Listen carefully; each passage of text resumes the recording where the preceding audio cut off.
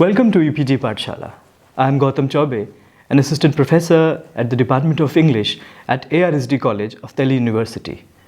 The objective here is to take you through a module titled Neoclassical Criticism, Dryden and Pope. In the course of my lecture today, I'll take you through the module. I will help you identify the philosophical and the historical foundations of neoclassical criticism and also encourage you to problematize and ask questions about some of the received wisdom about neoclassicism.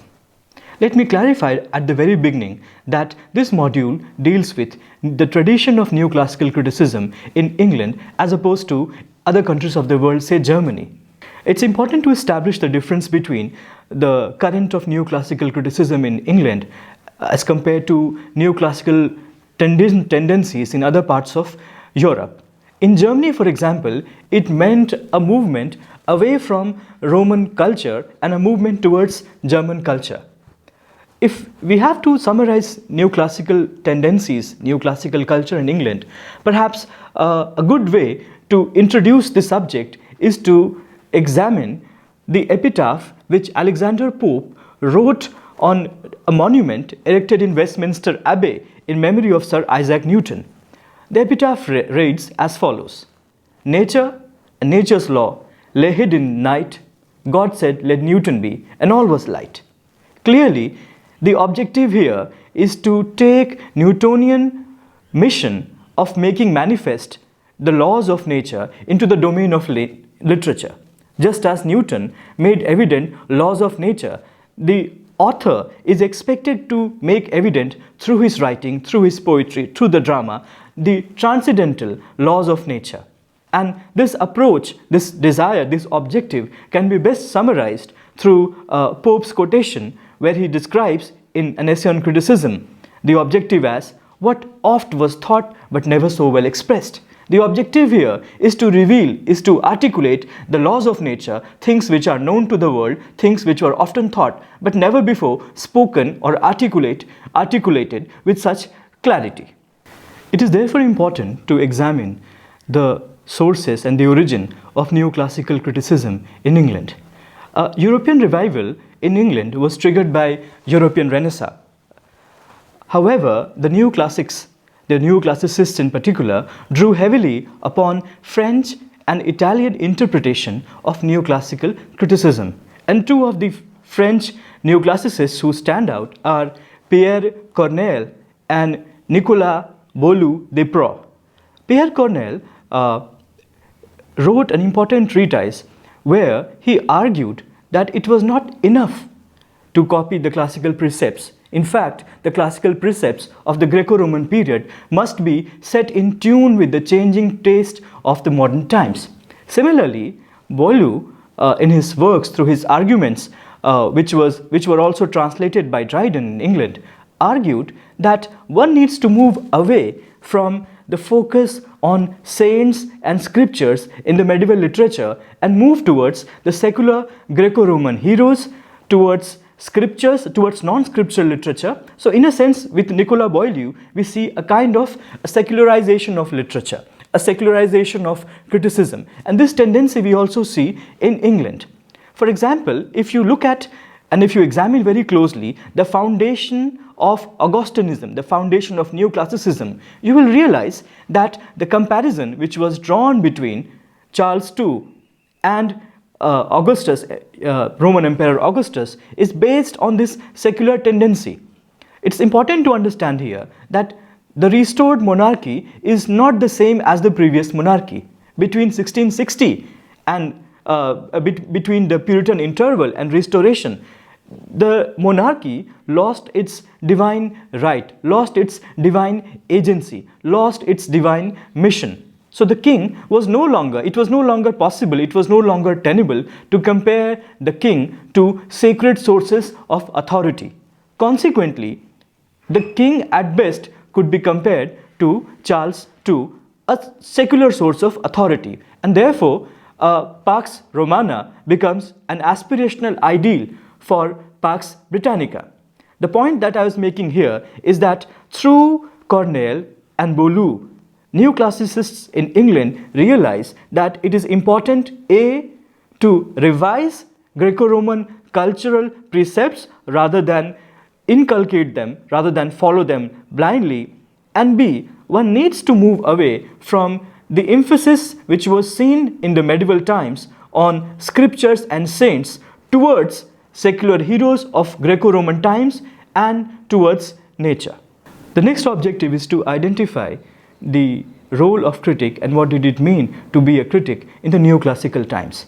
And it's important to emphasize here that from the very beginning, critical activity was seen as opposed to, as in an oppositional relationship to creative activity, and critics were often derided. I'll substantiate my argument by reading a quote from English historian Thomas Rymer, where he argues that the absence of criticism or the lack of critics in England has been to the advantage of literary enterprise in England. I'll read the quotation right now.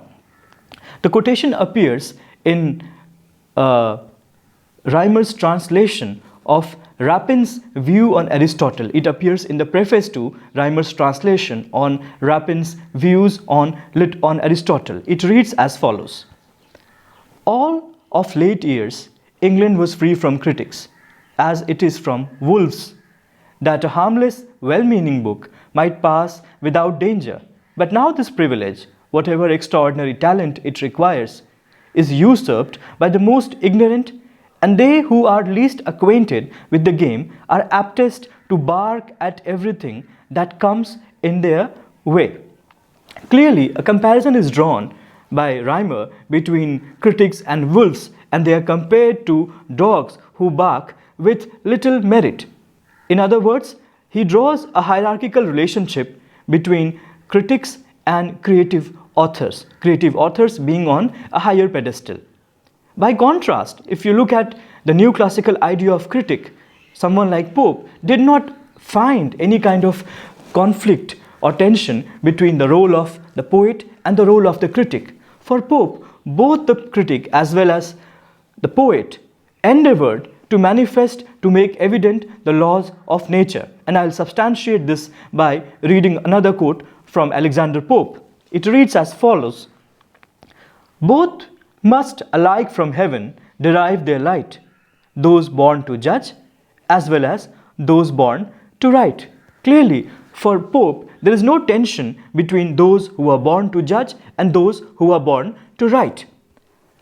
Once the tension is resolved, we will realize that during the neoclassical period, critical faculties were seen as important as creative faculties, since the idea was to write in accordance with certain rules. Rules of judgment became integral to the creative process itself. Consequently, a literary critic was expected to be both a poet, and at times he expanded his horizon of creative activities and undertook tasks such as translation, such as editing journals, and of course he was a poet. And both the poet as well as the critic were expected to be self-critical, were expected to be aware of their limitations. Having said that, let us now look at the idea of critic through the figure of somebody who is described as the founder of the tradition of criticism in England, Dryden.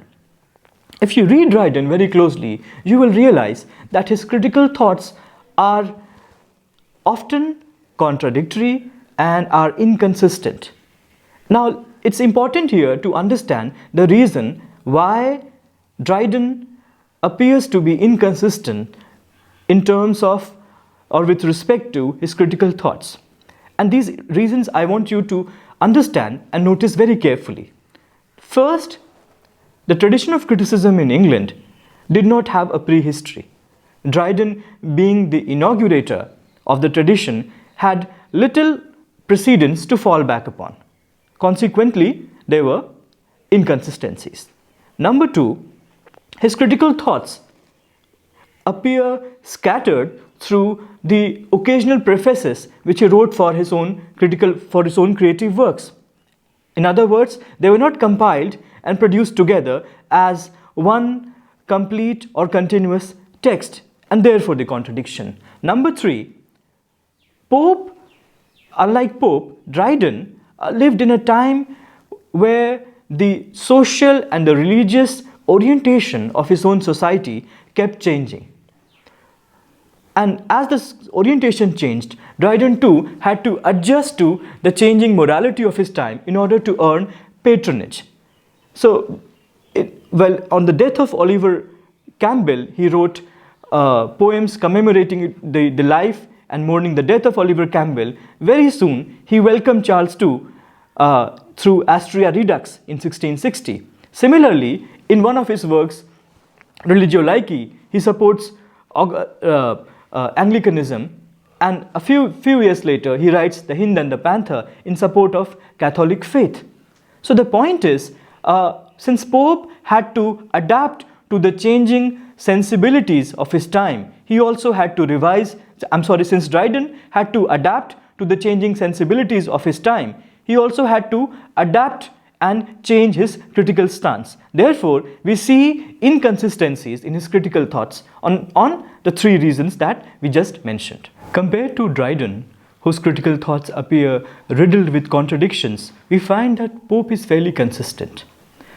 However, nothing had changed in terms of the milieu, in terms of the socio-political ethos of the age. Little has changed. The age still was polarized between different political positions, polarized between different religious positions, and this polarization can be best summarized through an epigram which Pope etched on the collar to a pup which he gifted the Prince of Wales. I'll read the epigram. It reads as follows: I am His Highness's dog at Kew. Pray tell me, sir, whose dog at you? I am His Highness's dog at Kew. Pray tell me, sir, whose dog are you? This epigram captures the polarization. In order to succeed as a poet or as a critic, one had to be somebody's quote-unquote dog. In other words, you had to earn patronage. You had to earn patronage of political parties. And very often, identities were imposed on unsuspecting individuals, on individuals who were allegedly neutral. Pope describes his own dilemma when faced with such imposition of identities, and he writes, verse man or prose man, term me what you will, Papist or Protestant, or both between, like good Erasmus, in an honest mean, in moderation placing all my glory, while Tories call me Whig and Whigs a Tory. While Tories call me Whig and Whigs a Tory. This was the great dilemma which poets and critics of the age faced. However, unlike Dryden, Pope could be consistent with his critical thoughts and with his faith for the simple reason that the institution of patronage was getting weakened by the days and was being substituted and was being replaced by the commerce of the market. So the publishers became the new patrons. And because Pope, with Pope we see the emergence of perhaps the first professional author who wrote not for patrons but for publishers. So this reliance on patronage, this reliance on publishers instead of patrons, this reliance on the commerce of books, this reliance on the mood of the market rather than the religious or the social mood of the society gave the authors and the critics a great degree of freedom which they exercised both at the time of writing their poetry as well as at the time of exercising their critical judgment. So what exactly were poets and critics during the Neoclassical age were expected to do? They were expected to follow nature. The reliance on nature as opposed to scripture, the reliance on secular heroes, secular sources of authority as opposed to sacred sources of authorities was the most central tenet of Neoclassicism. And this reliance on nature, Pope describes it in his essay on criticism as, first follow nature and your judgment frame, by her just standard, which is still the same. Unerring nature, still divinely bright, one clear, unchanged and universal light. Life, force and beauty must to all impart, at once the source and end, and test of art. So the poet was expected to rely on nature and the transcendental truth which the nature represented. However, the idea of nature, as as Pope elaborates in the essay, appears a little confusing. And this is the reason why John Dennis, in his infamous attack on Alexander Pope's essay on criticism, argues that Pope refuses in his essay to differentiate between nature and rules. Further, he does not elaborate what exactly does he mean by nature. Now remember, nature as an idea was also central to the Romantic period, which follows the Neoclassical age. In the Romantic period, during the Romantic period, nature was seen as a source of authority, but nature was also seen as a semi-divine power. For the Neoclassicist, however, the emphasis was not so much on this divine aspect of nature, on pantheism, but nature as the fountainhead of the cosmic rules. By nature, they meant not just the mountains and the rivers and the forests, but they meant the cosmic rule, the entire rule, the order of this entire cosmos. So that their notion was nature was far more inclusive as compared to the Romantic notion of nature. This leads us to the question as to what exactly is the defining quality of poetry and criticism. Is observance of nature enough? In his famous preface to the works of Shakespeare, Samuel Johnson argues that a man must move beyond nature. That observance of nature, following nature, is desirable, but a man must be familiar, a poet must be familiar with all forms of life, with different forms of knowledge. In the history of Rasselas, Samuel Johnson argues that no man has ever been famous by imitation, and that imitation of nature should not be restrictive. The poet, the author, must move beyond nature and try to imitate all forms of life. In Pope, we see a desire to move beyond nature, not in the sense of rejecting nature, but in the sense of improving upon nature. In Epistle to Burlington, Pope argues, "Let nature never be forget, but treat the goddess like a modest fair, nor overdress, nor leave her wholly bare." The idea is not to overdress nature, not to impose culture and skills and art on nature to the extent that the natural genius gets clouded. At the same time, it's equally desirable not to leave the nature unattended. Pope's argument about nature in this particular context appears in his reflection on the tradition of landscape gardening in England. Pope himself was an avid gardener, and the garden in Neoclassical period became a metaphor for orderliness, for harmony between nature and art, between the natural topography and the skills of the gardener. And according to Pope, there has to be a balance between the way in which the garden tends to the landscape and the natural topography, the natural features of the garden. So it should not be overdressed. At the same time, it should not be left unattended either. The essence of it can be captured through a phrase, artful wilderness. There has to be elements of wild, it has to be wild, it has to be untamed, but it also should be artful. The skill should also be made to bear upon the wilderness of the nature. Now, since I've argued earlier in this presentation that rules of judgment had become integral to the creative process itself, and that poets were expected to imitate nature, imitate the Greco-Roman authors, and there was a greater emphasis on form, what oft was thought but never so well expressed. Should we assume that the Neoclassicists outlawed imagination and that they relied only on imitation? Now, there's clearly a shift away from the fantastic literature of the medieval periods towards realism. We see a movement from fantasy to realism. And one of the ways in which we can explain this movement towards realism is by looking at the new genre of novel. In 18th century, the novel arrived with aplomb and claimed, among other things, that it did not exaggerate, it represented things just as they were, that the histories it described were basically testimonies of eyewitness, and that it offered the readers an intimacy which bordered on voyeurism. Very often the readers were encouraged to read private letters of these characteristics, of the characters in the novel.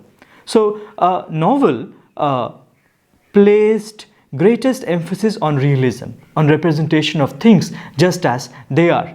And this fascination of the age with novel perhaps explains, among other reasons, why there was such an emphasis on realism, there was such an emphasis on representation, there was such an emphasis on mimesis during the Neoclassical period.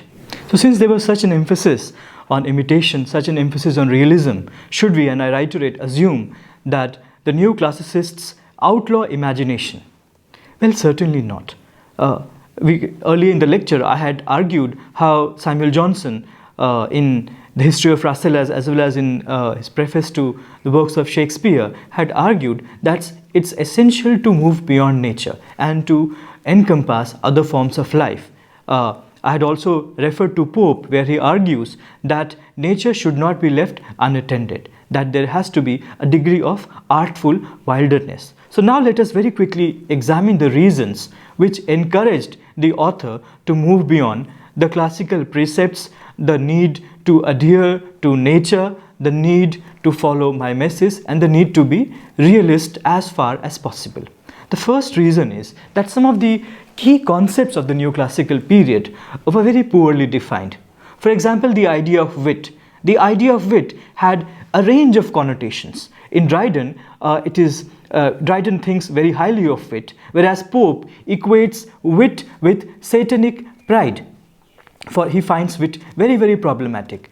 To add to the confusion, a number of authors in this period who wrote a very intelligent commentary in a conversational style, who were urbane in their manners, were described as wits. So the first reason is that some of the key concepts, such as what constitutes wit, what do we mean by imagination, what is fancy, were very, very poorly defined during the period.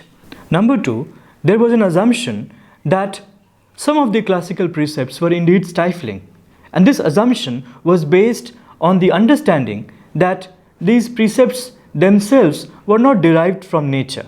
Had they been derived from nature, had these classical precepts been derived from nature, perhaps they wouldn't have been so stifling. But Neoclassicists felt that some of the classical precepts, some of the Greco-Roman values were in fact not based on nature and were impractical. Number three, the Neoclassicists themselves introduced new criteria of judgment. For example, many of them were of the opinion that tragicomedy, a genre which was considered profane, a genre which mixed together two other forms of comedy, two other forms of drama, namely comedy and tragedy, was considered as inappropriate.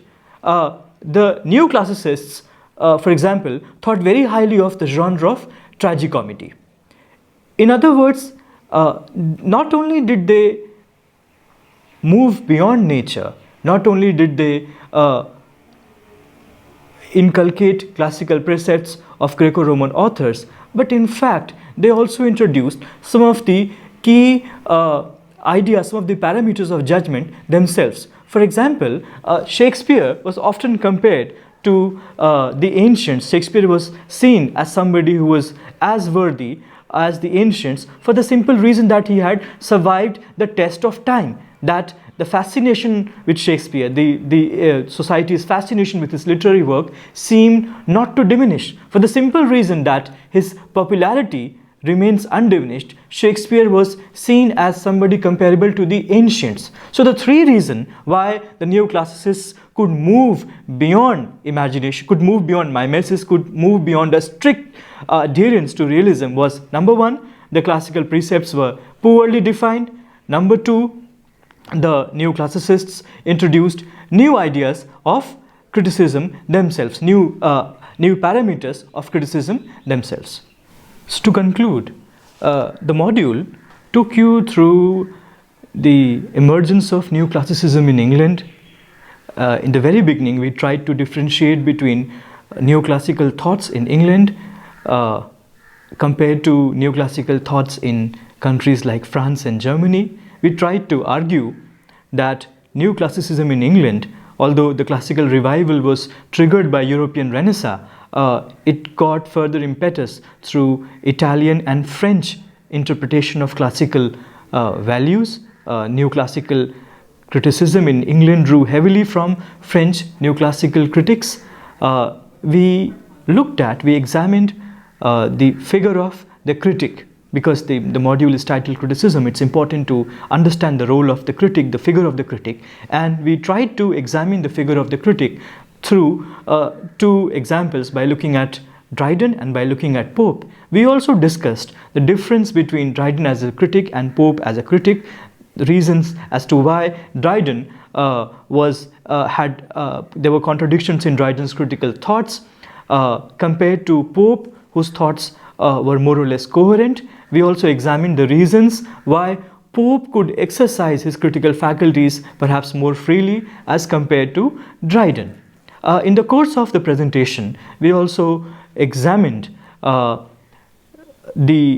of the important assumptions of the neoclassical period, and we tried to problematize them, and we also tried to identify them vis-a-vis similar assumptions in different ages. For example, we discussed Pope's idea of nature with reference to, or as different from, the romantic notion of nature. We also saw that some of the important neoclassical assumptions, neoclassical values such as wit, fancy, imagination were poorly defined. And for all these reasons, the neoclassicists could move beyond nature, could move beyond the classical precepts, could move beyond mimesis and combine imitation with invention, can combine mimesis with imagination, can combine an adherence on neoclassical precepts with invention of new parameters of judgment, could combine a new approach to literature with the classical approach. And towards the end, I'd like to highlight for you some of the socio-religious, some of the aesthetic, as well as some of the economic foundations of neoclassicism, and these you will also find in the PPT of the module that I have prepared for you. As far as the aesthetic foundations go, we have imitation over imagination, purity of form, nature as the source of truth, balance and proportion, ancient aesthetic values, skills and erudition, knowledge of nature, knowledge of life. These constitute the aesthetic foundations of neoclassicism. As far as the socio-religious foundations of neoclassicism are concerned, these can be enlisted as follows: restoration of British monarchy, cultural colonization, cultural predominance of France, comparison between Pax Britannica and Pax Romana, the tension between Anglicanism and Catholicism, and the changing social codes, social morality of the neoclassical society. Finally, we look at economic foundations of neoclassicism, and these are as follows: decline of feudal economy, decline of the system of patronage, commercialization of literature, emergence of publishers as the new patrons, and emergence of trade, and subsequently the attempt by aristocracy to embrace trade as opposed to feudal economy. So for all these reasons, neoclassicism becomes a very interesting period to study. It's a period in transition, it's a period of extreme polarization, but it is also the period when criticism emerges as a distinct discipline with identifiable features, and it's also the phase where we see emergence of important critical works, critical thoughts through authors such as Pope, Dryden, Samuel Johnson, among others. Thank you.